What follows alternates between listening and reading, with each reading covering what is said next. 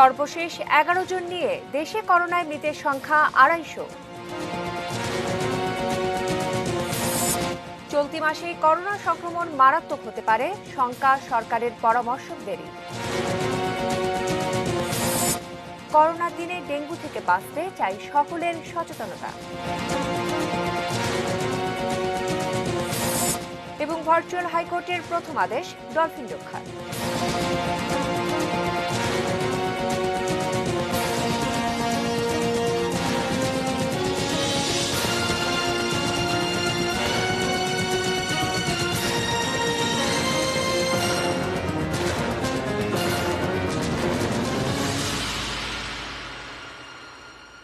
আপনারা দেখছেন ATA news এট 8-এ। আপনাদের সঙ্গে রয়েছে আমি শ্রাবণী জলি। শুনছিলেন প্রিমিয়ার সিমেন্ট সংবাদ শিরোনামগুলো। VSL angle channel HB VSL Bikrampur steel limited. Corona মহামারীর এই দুঃসময়ে কর্তব্য পালন করে যাচ্ছেন নিষ্ঠাবান অনেক চিকিৎসক। সীমিত জনবল ও সুযোগ সুবিধার মধ্যে আর্তপীড়িতের প্রতি তারা বাড়িয়েছেন গভীর মমতার হাত। তাদের প্রতি এটিএ নিউজের ভালোবাসাময় আয়োজন থ্যাংক ইউ ডক্টর। আর সাথে থাকছে দি অ্যাকমি ল্যাবরেটরিজ লিমিটেড।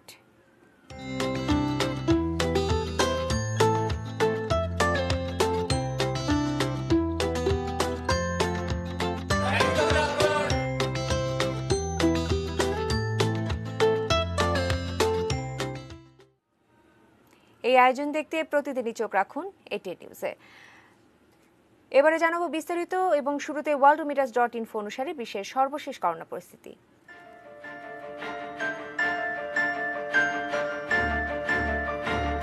সারা বিশ্বে আক্রান্তের সংখ্যা 42,87,041।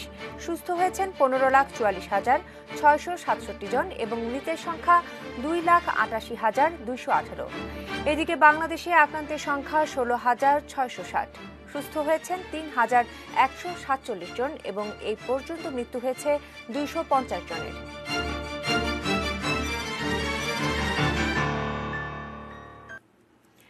দেশে করোনায় মৃত্যুর সংখ্যা বেড়ে দাঁড়ালো 250-এ। 24 ঘন্টায় 11 জনের মৃত্যুর মধ্য দিয়ে এই সংখ্যায় পৌঁছালো বাংলাদেশ।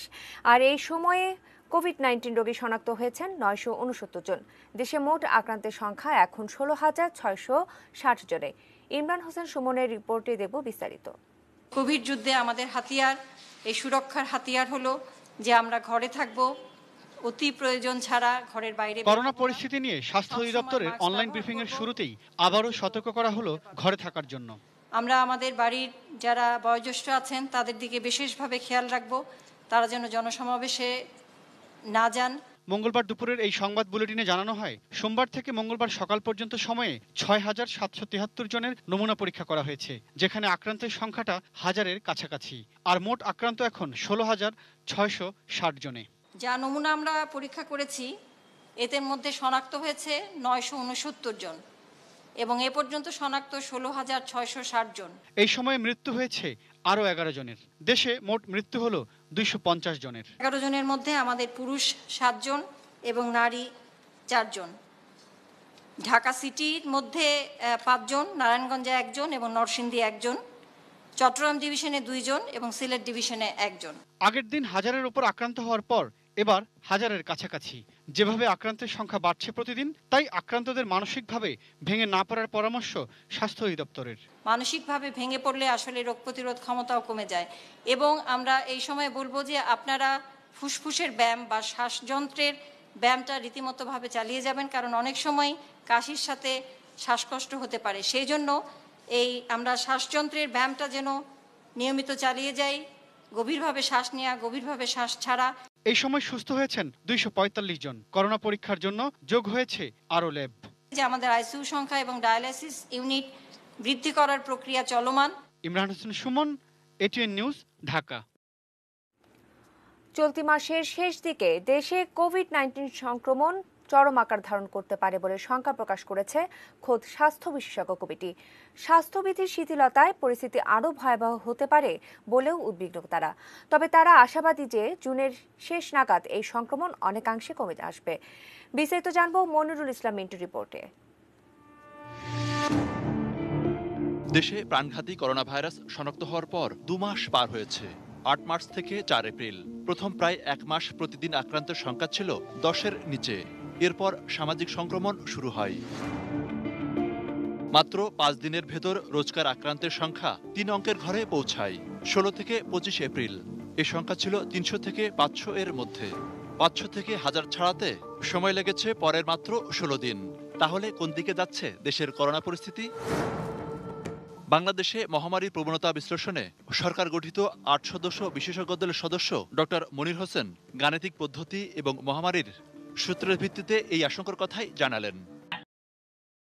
যে সর্বোচ্চ অবস্থায় যাবে মে মাসের শেষের দিকে, কিন্তু তারপরে কিন্তু একই অবস্থান করবে প্রায় 7-8 দিন 10 দিনের মতো। মানে এটাকে বলে প্লাটু বলা হয়, অর্থাৎ মানে একই জায়গায় 19-20 করে অবস্থান করবে, মানে উঠে লাফ দিয়ে নামা শুরু করে দেবে না, নামতে 7-8 দিন সময় লাগবে, তারপরে আস্তে আস্তে নামা শুরু করবে। এটা সারা পৃথিবীতে একই ট্রেন্ড আছে, এই ট্রেন্ডে আমাদের দেশে সেই ট্রেন্ডই নামবে। কিন্তু তার মানে হলো যে এটা নামতে নামতে জুনের শেষ সপ্তাহে গিয়ে একটি সহনীয় অবস্থা নামবে বলে আমরা আশা করছি। অবশ্য কোনো কোনো জনস্বাস্থ্য বিশেষজ্ঞ জুন মাসে মহামারী নিয়ন্ত্রণে আসার পূর্বানুমানের সাথে পুরোপুরি একমত নন। করোনা ব্যাপারে যে পরিস্থিতি উদ্ভব হয়েছে, এখানে হার্ড ইমিউনিটি একটা প্রশ্ন উঠছে, যে হার্ড ইমিউনিটি হলে এই করোনাটা আর ছড়াতে পারতো না। আর যদি আমরা বেশি স্যাম্পল কালেকশন করে বেশি টেস্ট করতে পারি, তাহলে আমরা আরও ভালো করে হিসাব করতে পারবো এবং আমরা একটা মোটামুটি ধারণা নিতে পারবো যে আমাদের দেশে এই করোনা ভাইরাস সংক্রমণটা কতদিন থাকবে এবং কি মাত্রায় থাকবে।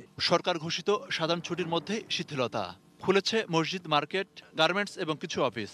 এভাবে কি করোনা নিয়ন্ত্রণ সম্ভব হবে? শুধু লকডাউন বা সামাজিক দূরত্ব মেনটেন করা, মাস্ক পরানো, এসবের জন্য কতগুলো টাস্ক ফোর্স যদি করা যায়, যেরকম ঢাকার জন্য একটা টাস্ক ফোর্স, নারায়ণগঞ্জের জন্য একটা টাস্ক ফোর্স, তাহলে মনে হয় এই কাজটা আরো সুন্দর করে করতে পারবে। আমাদের অঙ্কের হিসাবে বলছি যে আমরা ম্যাক্সিমাম 50,000 ইনসিডেন্ট হতে পারে, কিন্তু না, এটা কিন্তু আরো অনেক বৃদ্ধি পেয়ে যাবে যদি আমরা জনস্বাস্থ্য বিষয়ক কার্যক্রমগুলি সঠিকভাবে পালন না করি।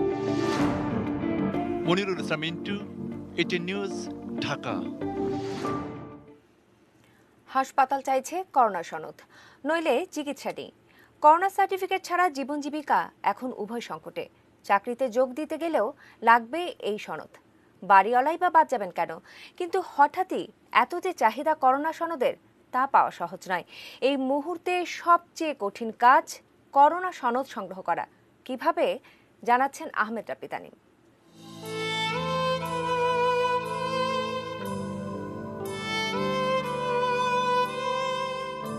করোনা আক্রান্ত অন্তঃসত্ত্বায়ী নারী কোন হাসপাতালে গেলে তার সন্তানের মুখ দেখতে পাবেন, এ নিয়েই পড়েছিলেন জটিলতায়। অনেক হাসপাতালে যোগাযোগ করেও ফিরে এসেছেন। বংশাল থানায় যোগাযোগ করলে পুলিশ এই পরিবারের পাশে এসে দাঁড়ায়। প্রত্যয়নপত্র সরবরাহ করে সব ধরনের চিকিৎসা সেবা নিশ্চিত করা হয় ঢাকা মেডিকেলের কোভিড ইউনিটে। এটা আমাদের জাতির কাছে একটা প্রশ্ন থেকে যায়, আমার কাছে ব্যক্তি হিসেবে আমার কাছে প্রশ্ন থেকে যায়। সে তো সাহায্য চেয়েছে, সহযোগিতা চেয়েছে আমার কাছে, এখানে আমার অনেক কিছু করণীয় আছে। করোনাকালে হাসপাতালগুলোতে এটাই যেন নির্মম বাস্তবতা। আক্ষেপ আর কষ্ট তাই চারিদিকে। বাসাবোতে বসবাস করা তাজবীর তার মাকে নিয়ে হাসপাতাল থেকে হাসপাতাল ছুটেছেন, কিন্তু ডায়ালাইসিস হয়নি। আগে পেতে হবে করোনার সার্টিফিকেট, চিকিৎসা তারপর। কেমো দিতে পারতেছে না, শুধু করোনার সার্টিফিকেট নাই তাই বলে। এছাড়া শুধু আমরা ডায়ালিসিস পেশেন্ট না, বহুত পেশেন্ট আছে যারা শুধু আপনার সার্টিফিকেটের অভাবে তারা চিকিৎসা পাচ্ছে না। করোনা মুক্তির সনদ লাগবে সবার, তাই উপসর্গ দেখা দিক আর না দিক টেস্ট করাতে ছুটে আসছেন সবাই। কারণ চিকিৎসার জন্য হাসপাতালগুলো করোনা সনদ ছাড়া অন্য রোগে আক্রান্তদেরও ভর্তি করাচ্ছে না। প্রেসক্রিপশনে লেখা থাকছে বাধ্যতামূলক করোনা ল্যাবরেটরি টেস্ট। আমি 3টা হাসপাতাল ঘুরছি, না ডেঙ্গু, রক্তের প্লাটিনাটা কমে গেছে। আইইডিসিআর এখন বাসায় গিয়ে নমুনা সংগ্রহ করছে না। রাজধানীর মুগদা, ঢাকা মেডিকেল ও বিএসএমএমইউতে প্রতিদিন 600 থেকে 700 এর বেশি নমুনা সংগ্রহ ও পরীক্ষা করা সম্ভব হচ্ছে না। কিছু ক্ষেত্রে নমুনা সংগ্রহ ও সনদ তৈরির সময় ব্যক্তির তথ্যও হয়ে যাচ্ছে ভুল। কিন্তু আসলে যেটি সবচেয়ে বেশি প্রয়োজন দেখা দিয়েছে, অর্থাৎ মানুষ ভীত সন্ত্রস্ত হয়ে যাচ্ছেন বা অসুস্থ কিনা জানতে যাচ্ছেন, এমনটা না। আসলে মানুষের একটি প্রয়োজন এখন কোভিড সার্টিফিকেট। একটি কোভিড সনদ ছাড়া হাসপাতালে ভর্তি হওয়া যায় না, ডায়ালিসিসের সেবা পাওয়া যাচ্ছে না। একটি কোভিড সার্টিফিকেট ছাড়া চাকরি বা কর্মস্থলে আসলে যে নিরাপত্তা, সেই নিরাপত্তাটি পাওয়া যাচ্ছে না। অর্থাৎ তাকে পজিটিভ বা নেগেটিভ সেটি প্রমাণ করতে হবে, তারপরে তিনি চাকরি ক্ষেত্রে যোগদান করতে পারবেন, তারপরে সাধারণ মানুষ হাসপাতালে সেবা পেতে পারবেন। এই কঠিন বাস্তবতার সময় এখন আসলে এই কোভিড সনদ পাওয়াটা একটি সোনার হরিণের মতন হয়ে দাঁড়িয়েছে। এখন ভালো মানুষ যারা, তারাও কিন্তু এই ভিড়ের ভিতরে, এখানে কিন্তু একটা ভাইরাসের কারখানা হিসাবে প্রত্যেকটা রোগীরা জিজ্ঞেস করি কেন আসছেন, বলেন দেখেন আমাদের ওখানে গিয়ে ট্রিটমেন্ট নিচ্ছে না করোনা রিপোর্টের জন্য। সাধারণ রোগীরা বলতেছে দেখেন আমি এখানে জব করি, এখানে গার্ডে চাকরি করি, আমাদেরকে রিপোর্ট ছাড়া আমাদেরকে ঢুকতে দিচ্ছে না। আহমেদ রাবি তানিম, ATN নিউজ, ঢাকা। ঘরে বসে হয়তো বেঁচে যাবেন করোনা ভাইরাস সংক্রমণ থেকে, কিন্তু নিস্তার কি মিলবে ডেঙ্গুর হাত থেকে? একই মৌসুমে এই দুই মরণঘাতী ভাইরাস আমাদের কতটা ঝুঁকিতে ফেলতে পারে? বিশেষজ্ঞদের সঙ্গে কথা বলে তাই জানার চেষ্টা করেছেন সহকর্মী আরাফাত সিদ্দিকী। গ্রীষ্মের রোদ বৃষ্টির লুকোচুরিতে এবার অপরূপ সেজেছে প্রকৃতি, কিন্তু ফাঁকা শহরের জমে থাকা বৃষ্টির পানিতে হয়তো অবাধে বেড়ে উঠছে আরেক ভয়ঙ্কর কীট, এডিস মশা। একটা সময় শুধু রাজধানীবাসীর আতঙ্ক থাকলেও গেল বছর ডেঙ্গু তাণ্ডব ছড়িয়েছে সারা দেশে। আক্রান্ত হয়ে হাসপাতালে ভর্তি হয়েছেন লক্ষাধিক মানুষ। আর এবার করোনা ভাইরাসের আতঙ্কে সারা বিশ্বের চিকিৎসা ব্যবস্থায় যখন নড়বড়ে, তখন সরকারের রোগতত্ত্ব, রোগ নিয়ন্ত্রণ ও গবেষণা ইনস্টিটিউট বলছে চলতি বছর প্রথম 3 মাসে গেল বছরের তুলনায় ডেঙ্গু রোগী বেড়েছে প্রায় 4 গুণ। এখন যে সময়টি আসছে সেটা কিন্তু ডেঙ্গির জন্য একটি উর্বর সময়, ডেঙ্গি এডিস মশার জন্য। সংক্রামক বেশি হয় আপনার হলো করোনা, আর আত্মঘাতী বেশি হলো ডেঙ্গু। ডেঙ্গুর আপনার ফ্যাটালিটি রেট বা মৃত্যুর হার বেশ বেশি। ডেঙ্গু সংক্রমণ ঠেকাতে কি করতে হবে রাজধানী সহ সারা দেশের মানুষ তা ভালোভাবেই জানেন, কিন্তু তা মানছে কয়জন? এই করোনাকালে ডেঙ্গু যদি আবারও বেপরোয়া হয়ে ওঠে, তাহলে কি ঘটবে দেশের মানুষের ভাগ্যে?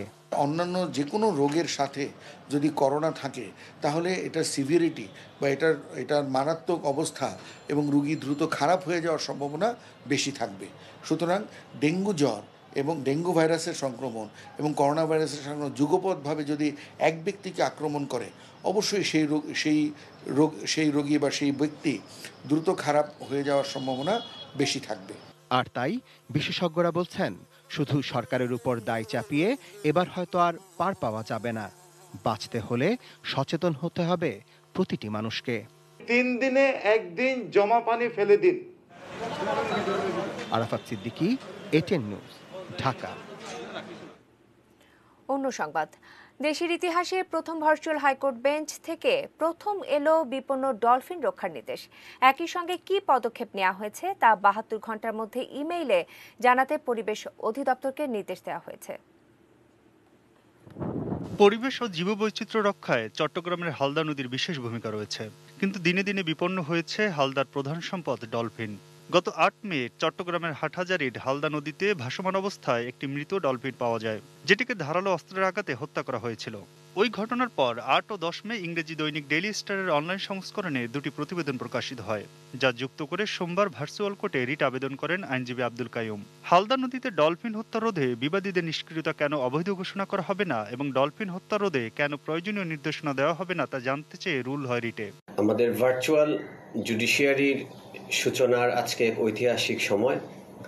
হাইকোর্ট বিভাগের মাননীয় বিচারপতি জনাব ওবায়দুল হাসান আজকে আমার রিট পিটিশনের উপর শুনানি গ্রহণ করে মাননীয় অ্যাটর্নি জেনারেল সহ সরকার পক্ষের অন্যান্য আইনজীবীদের উপস্থিতিতে দীর্ঘ শুনানি অন্তে আমার প্রার্থনাকে অ্যাকসেপ্ট করেছেন।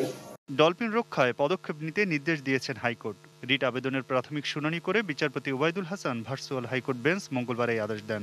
মহামান্য আদালত আজকে শুনানির পর কোনো রুল ইস্যু করেননি, শুধুমাত্র একটা নির্দেশনা দিয়েছেন যে বিবাদীদের প্রতি যে এই ডলফিনগুলো রক্ষার ব্যাপারে যথাযথ পদক্ষেপ নিতে। হালদা নদীর একটি ডলফিনও যেন কেউ হত্যা না করতে পারে, অবিলম্বে সেই ব্যবস্থা গ্রহণ করতে সরকারকে নির্দেশ দিয়েছে। আগামী 72 ঘন্টার মধ্যে সরকারের সংশ্লিষ্ট কর্তৃপক্ষ ইমেলের মাধ্যমে আদালতকে জানাবে ডলফিন হত্যা বন্ধে সরকার কি ব্যবস্থা গ্রহণ করেছে। করোনা ভাইরাস মহামারীর মধ্যে আদালতের বিচারিক কার্যক্রম সচল করতে অধ্যাদেশ জারি করে দেশে ভার্চুয়াল কোর্ট চালুর পর উচ্চ আদালত থেকে আসা এটাই প্রথম আদেশ। Aminul Islam, ATN news, Dhaka. দর্শক, নিউজ এট 8 সময় হলো বাজে দৃষ্টির বিরতির। ফিরে এসে আরও থাকছে।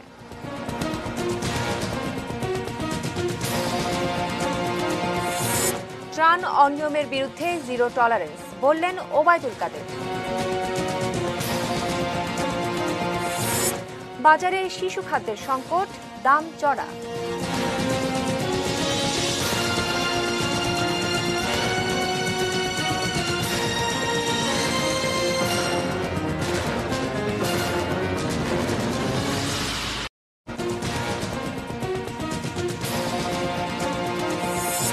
সর্বশেষ 11 জন নিয়ে দেশে করোনায় মৃতের সংখ্যা 250।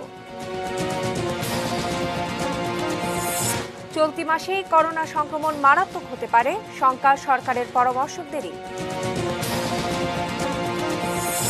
করোনার দিনে ডেঙ্গু থেকে বাঁচতে চাই সকলের সচেতনতা। এবং ভার্চুয়াল হাইকোর্টের প্রথম আদেশ ডলফিন রক্ষার।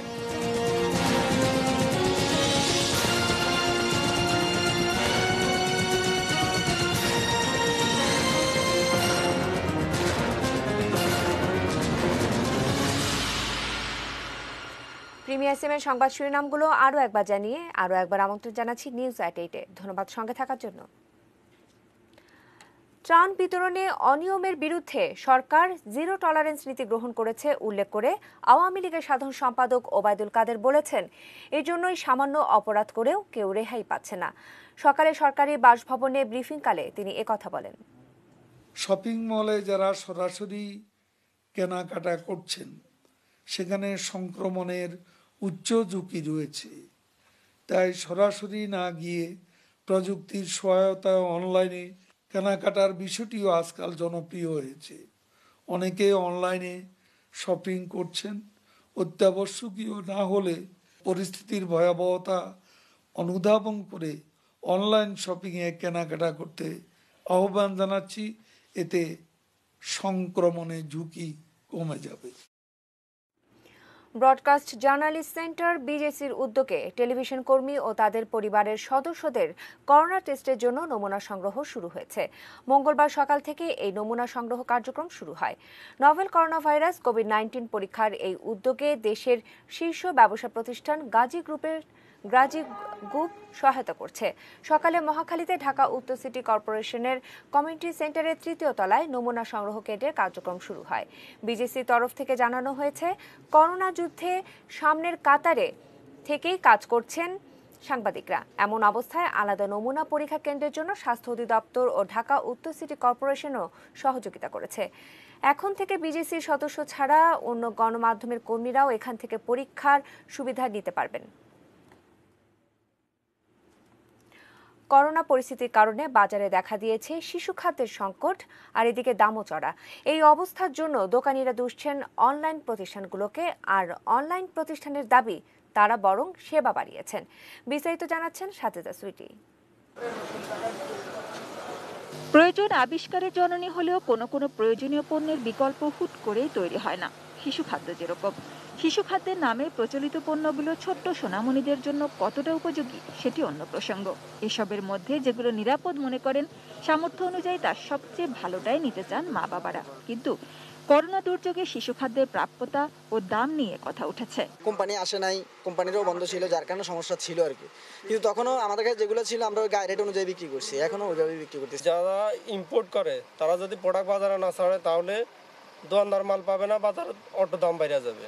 রাজধানীর পাইকারি বাজারে বিক্রেতাদের অভিজ্ঞতা মিশ্র। কেউ বলছেন সেভাবে নেই সংকট, দাম বাড়াননি কেউ, আবার অনেকেই পণ্য সংকটের অভিযোগ তুলেছেন।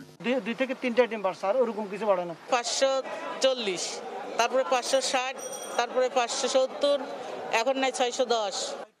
মানুষের ঘরে থাকার বাধ্যবাধকতার সুযোগে অনলাইন বিক্রয় প্রতিষ্ঠানগুলো এমন পরিস্থিতি তৈরি করেছে অভিযোগ কোনো কোনো বিক্রেতার। কিছু অনলাইন ওই গোডাউন খুলি মাল আনার কারণে মুনাফা লোভী কিছু ব্যবসায়ীর কারণে সমস্যা হয়েছে, দুই একজন। এমনি আমাদের মানে কারণ বাজার, আমি কারণ বাজারে পর্যন্ত এখানে কেউ বেশি দামে বিক্রি করছে। কিন্তু এ অভিযোগ সত্যি নয় বলে দাবি e commerce association of Bangladesh ই ক্যাবের। সংগঠনটির নেতারা বলছেন অপেক্ষাকৃত সচেতন ক্রেতাদের সামলাতে হয়, তাই সেবা বাড়িয়েই ব্যবসা করতে হচ্ছে অনলাইন প্রতিষ্ঠানগুলোকে। অনলাইনে প্রাইস কম্পিটিশনটা অনেক বেশি। একটা সাইটে যদি একটা প্রাইস থাকে আরেকটা সাইটে যদি দেখে বেশি প্রাইস, তাহলে কিন্তু মানুষজন অনলাইন থেকে সেটা কিনবে না।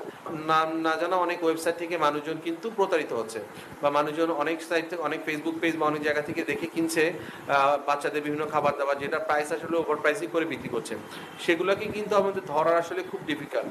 আর সব পণ্য নিয়ে ব্যবসায় অসততায় অভ্যস্ত হলেও অন্তত শিশু খাদ্য নিয়ে অসৎ না হতে আহ্বান সৎ ব্যবসায়ী ও ক্রেতাদের। দুর্যোগের ভার আর না বাড়িয়ে সকলের শুভবুদ্ধি ও মানবতাবোধ জেগে ওঠার প্রত্যাশা সকলের।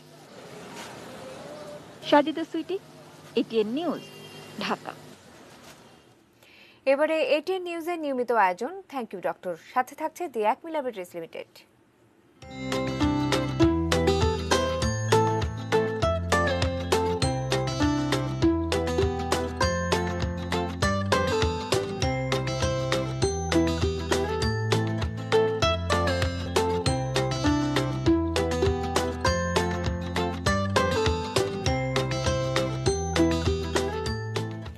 করোনা ঝুঁকি উপেক্ষা করে পরিবার পরিজন ছেড়ে নিষ্ঠার সঙ্গে সেবা দিয়ে যাচ্ছেন রাজশাহী মেডিকেল কলেজের চিকিৎসক, নার্স সহ সকল স্বাস্থ্যকর্মীরা। এটিএন নিউজকে তারা জানিয়েছেন মানুষের জীবন বাঁচাতে এই লড়াই তারা চালিয়ে যাবেন। রুবেল ইসলামের ক্যামেরায় ফ্রন্টলাইন এই যোদ্ধাদের গল্প শোনাচ্ছেন বুলবুল হাবিব। করোনা ভাইরাস আক্রান্ত রোগীদের চিকিৎসায় 30 বেডের করোনা ভাইরাস আইসোলেশন সেন্টার তৈরি করা হয় রাজশাহী মেডিকেল কলেজ হাসপাতাল অধিভুক্ত সংক্রামক ব্যাধি হাসপাতালে। শনাক্ত হওয়ার পর এখানে এনেই রোগীদের চিকিৎসা দেওয়া হয়। এখানে জীবনের ঝুঁকি নিয়ে শুরু থেকে চিকিৎসক, নার্স ও স্বাস্থ্যকর্মীরা স্বাস্থ্যসেবা দিয়ে যাচ্ছেন। সতর্কতা অবলম্বন করে আমরা করোনা রোগের সেবা দিই। আর করোনা রোগী সম্পর্কে ভয়ের কিছু নাই। এখন আমরা যেহেতু করোনা ডেডিকেটেড হসপিটালেই আমার পোস্টিং, সো চ্যালেঞ্জিং, আমার পেশাটা এখন অনেক বেশি চ্যালেঞ্জিং। প্রথম থেকে আসলে আমাদের যে কর্তৃপক্ষ, আমাদের ডিরেক্টর RMCH বা প্রথম থেকে আমাদের আজিজুল হক আজাদ স্যার ছিল, তারা সবসময় খুব কোঅপারেট করছে।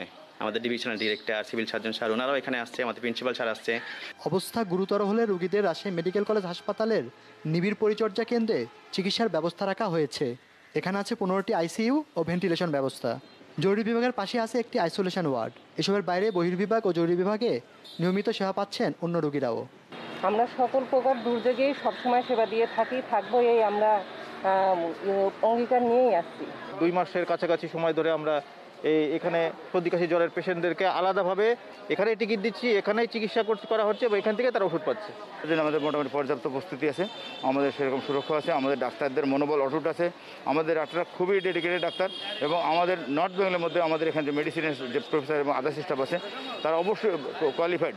রাজশাহী মেডিকেল কলেজের PCR ল্যাবে 2 শিফটে প্রতিদিন 188 জনের নমুনা পরীক্ষা হচ্ছে। মহানগরে এখন পর্যন্ত কেউ করোনা আক্রান্ত হননি। বিভিন্ন উপজেলা থেকে আসা আক্রান্তের সংখ্যা 17। এদের একজন মারা গেছেন, অন্যরাও সুস্থ হওয়ার পথে।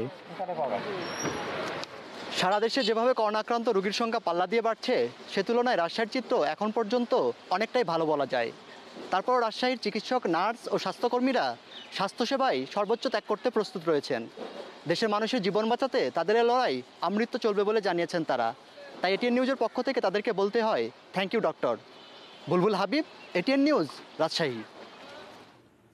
এবারে সোশ্যাল ইসলামী ব্যাংক লিমিটেড বাণিজ্য সংবাদ।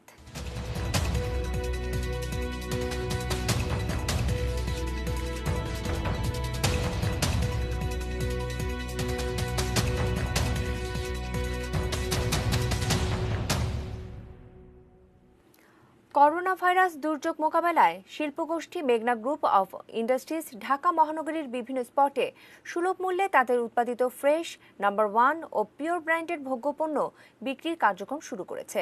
ঢাকায় 39টি পয়েন্টে 5টি ট্রাকে মোট 18টি পণ্য বিক্রি করছে এই প্রতিষ্ঠানটি, যার দাম রাখা হচ্ছে খুচরা মূল্যের চেয়ে অনেক কম।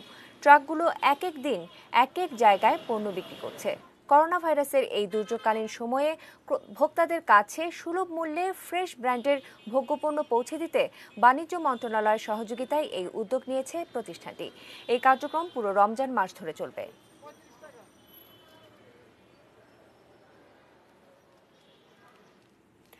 জানাবো মেটার প্রেজেন্স কৃষি সংবাদ সুজলা সুফলা।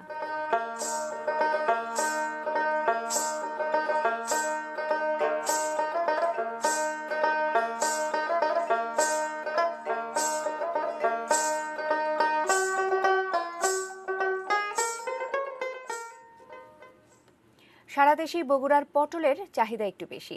বগুড়ার বিভিন্ন উপজেলায় চলছে গ্রীষ্মকালীন এই সবজি পটলের চাষ। কৃষক মার্চ মাসের প্রথম দিকে পটল বীজ রোপণ করার পর এপ্রিলের প্রথম সপ্তাহ থেকে পটল গাছে ফুল আসতে শুরু করে। এরপর দ্রুতই পটল বড় হয়, তখন থেকে কৃষক শুরু করেন এর বাজারজাত। পুরো অক্টোবর পর্যন্ত কৃষক জমি থেকে পটল তুলে বাজারে বিক্রি করেন। কিন্তু এবছর করোনার প্রভাবে বগুড়ার পটলের যতটা দাম হওয়ার কথা ততটা হয়নি। খুচরা বাজারে প্রতি কেজি পটল 40 থেকে 45 টাকা বিক্রি হলেও কৃষক দাম পাচ্ছে অনেক কম।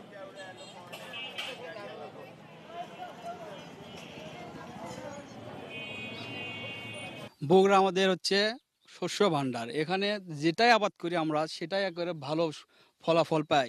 কিন্তু এই করোনার এর কারণে, লকডাউনের কারণে আমরা এই ফসল জমিতে তুলতে পারতেছি না, তারপর হচ্ছে বাজারে বিক্রি করতে পারতেছি না, আর সহজে মূল্যের দামও পাচ্ছি না। বগুড়ার পটল হলো ভালো পটল, আমরা বাজারে বিক্রি করি। কিন্তু এইবার ওই মানে লকডাউনের কারণে, গাড়ি ঘোড়া না চলার কারণে পটল বিক্রি হচ্ছে না। সময় হলো আরো একবার বাজেট স্টিল বিরতি নেবার। ফিরে এসে আরোতে থাকছে।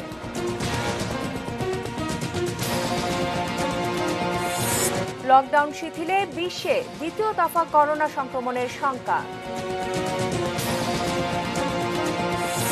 লীগের ভবিষ্যৎ নিয়ে রোববার বাফুফের জরুরি সভা।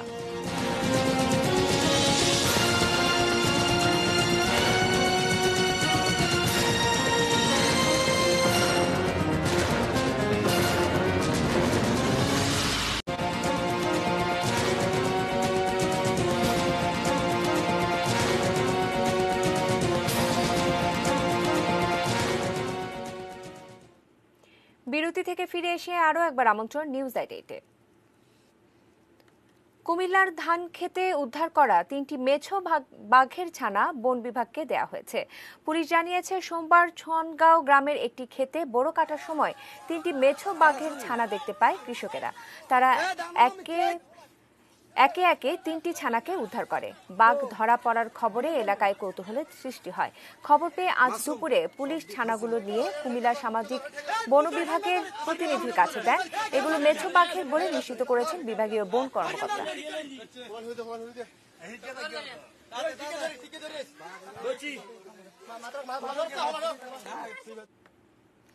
জানাবো এবারে দেশের বাইরের খবর। অর্থনৈতিক সংকট মোকাবেলায় লকডাউন তুলে নিতে শুরু করেছে বিশ্বের বেশিরভাগ দেশ। এমন প্রেক্ষাপটে সংক্রমণের নতুন ঢেউ আসতে পারে বলে সতর্ক করেছে বিশ্ব স্বাস্থ্য সংস্থা। করোনায় বিপর্যস্ত যুক্তরাষ্ট্রের বেশিরভাগ রাজ্যে লকডাউন শিথিল। মৃত্যুপুরী হয়ে ওঠা নিউ ইয়র্কেও শুক্রবার থেকে কিছু বিধিনিষেধ তুলে নেওয়া হচ্ছে। করোনা নিয়ে শুরু থেকেই কঠোর গভর্নর অ্যান্ড্রু কুমো স্বাস্থ্যবিধি মানার ব্যাপারে কঠোর হুঁশিয়ারি দিয়ে রেখেছেন। On this next phase, we have to learn from the mistakes that others have made. And we're not the first to reopen. And that's a good thing because you can look around and learn. ধাপে ধাপে lockdown তুলে নেবে ব্রিটেনও, তবে এ মাসে কোনোভাবেই নয়।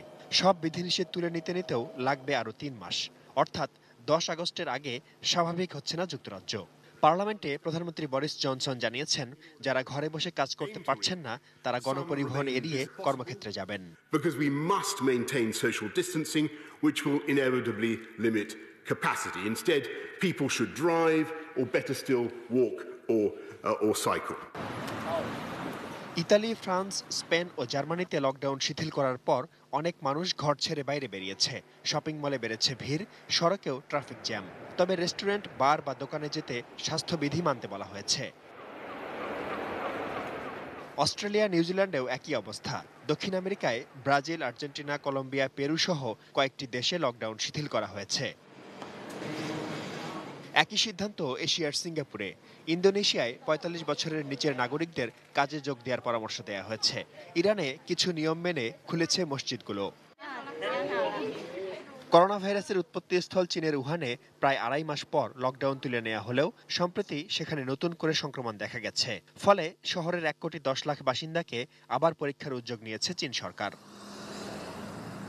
এদিকে রাশিয়ায় লকডাউন শিথিল করা প্রসঙ্গে প্রেসিডেন্ট ভ্লাদিমির পুতিন বলেছেন, দেশটিতে অর্থনৈতিক সংকট এখন দৃশ্যমান, তবে খুবই ঝুঁকিপূর্ণ কিছু এলাকায় পুরোপুরি লকডাউন বজায় রাখার পক্ষে তিনি। যদিও লকডাউন অনন্তকাল চলা সম্ভব নয়, তবে লকডাউন শিথিল করায় ভারত, চীন, জার্মানি ও দক্ষিণ কোরিয়ায় সংক্রমণ আবার বেড়েছে। তাই তুলে নেয়ার আগে যথেষ্ট সতর্কতা অবলম্বনের কথা বলেছে বিশ্ব স্বাস্থ্য সংস্থা। Fortunately, all three countries have systems in place to detect and respond to a resurgence in cases. Shaon Mahfuz, desk report, ATN news. জানাবো এবারে ক্লেমন স্পোর্টস নিউজ।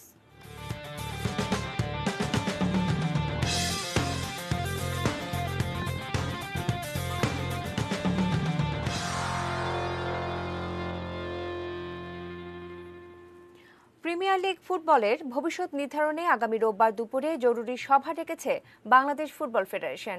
করোনা ভাইরাসের কারণে প্রিমিয়ার লিগ প্রথম পর্বের মাঝেই অনির্দিষ্টকালের জন্য বন্ধ হয়ে যায়। আর এই অবস্থায় লিগ শুরু হবে কিনা এই নিয়ে রয়েছে সংশয়। অংশগ্রহণকারী ক্লাবগুলো চাইছে লিগ নিয়ে দ্রুত চূড়ান্ত সিদ্ধান্ত। বাফুফে তাই সব দিক বিবেচনা করেই এগোতে চায়। প্রয়োজনে বিদেশিদের ছাড়াই লিগের বাকি অংশ শেষ করা যায় কিনা সেটিও ভেবে দেখা হচ্ছে। এদিকে এএফসির কাছেও পরামর্শ চেয়েছে বাফুফে। সব বিষয়ে আগামী রোববার চূড়ান্ত সিদ্ধান্ত নেবে দেশীয় ফুটবলের এই শীর্ষ সংগঠন।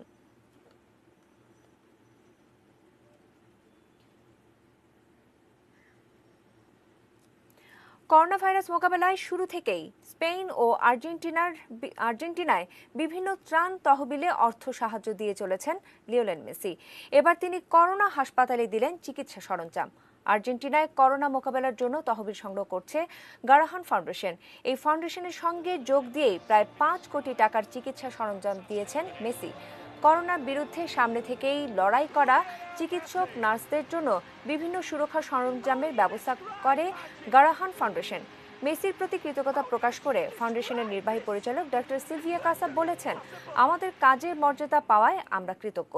বিভিন্ন প্রাদেশিক হাসপাতাল এবং স্বাস্থ্যকেন্দ্রে ventilator, respirator, computer, infusion pump সহ বিভিন্ন সরঞ্জাম দেয়া হয়েছে মেসির অনুদানের অর্থে।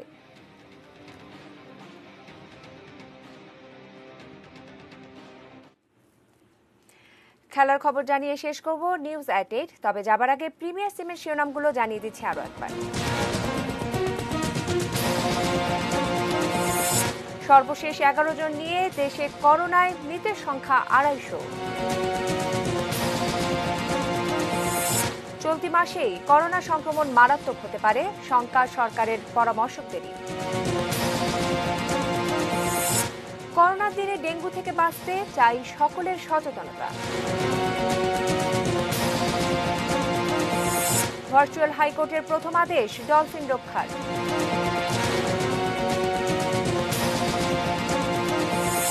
ত্রাণ অনিয়মের বিরুদ্ধে জিরো টলারেন্স, বললেন ওবায়দুল কাদের। বাজারে শিশু খাদ্যের সংকট, দাম চড়া।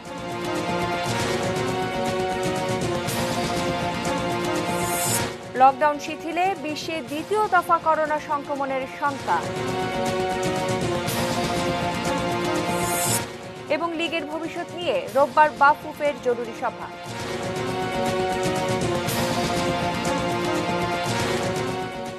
দর্শক, এই ছিল নিউজ 88। সঙ্গে থাকুন, দেখতে থাকুন 88 নিউজ। আর 88 নিউজের ব্রেকিং নিউজ আপনার মোবাইলে পেতে টাইপ করুন SPART স্পেস AN এবং পাঠিয়ে দিন 5959 এই নম্বরে। সঙ্গে থাকার জন্য অসংখ্য ধন্যবাদ।